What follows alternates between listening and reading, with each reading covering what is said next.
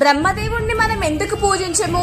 బ్రహ్మదేవుడికి తన భార్య అయిన సరస్వతీదేవి శపించింది అని మీకు తెలుసా? లోక కళ్యాణం కోసం పుష్కరలో బ్రహ్మాది దేవతలందరూ ఒక పెద్ద యాగం నిర్వహించారు. ఆ పూజకి త్రిమూర్తులు అలాగే దేవాది దేవతలు కూడా వచ్చారు. ఆ యాగంలో భార్య స్థానంలో సరస్వతీదేవి కూర్చొని చేయాలి. కానీ ఆ సమయంలో సరస్వతీదేవి భక్తులు కోరిన కోరికలు తీరుస్తూ ధ్యానంలో ఉండిపోతుంది. మొత్తం దేవుళ్ళు అందరూ ఎదురు చూస్తూ ఉంటారు. యాగం చేసే సమయం సమీపించడంతో సరస్వతీదేవి అంశ అయిన గాయత్రీదేవిని పిలిచి పూజ పక్కన కూర్చోపెట్టుకొని వివాహం చేసుకొని బ్రహ్మ యాగం మొదలు పెట్టారు. సరస్వతీదేవి ధ్యానం ముగించుకొని అక్కడికి వెళ్లి చూడగా తన భర్త పక్కన గాయత్రిని చూసి కోపంతో, స్వామి మీకు ఆ మాత్రం సహనం లేదా? నేను రాలేదు అని గాయత్రితో యాగం మొదలు పెట్టారు. అంటే ఇప్పుడు ఈ గాయత్రినే కదా మీ భార్య, నేను మీ భార్యను కాదు కదా అని బాధపడుతూ ఈ ముల్లోకాల్లో ఎవరూ మిమ్మల్ని పూజించరు, ఎవరూ మీకు ఆలయాలు కట్టరు అని శపిస్తుంది. అప్పుడు అక్కడే ఉన్న శివుడు, విష్ణువు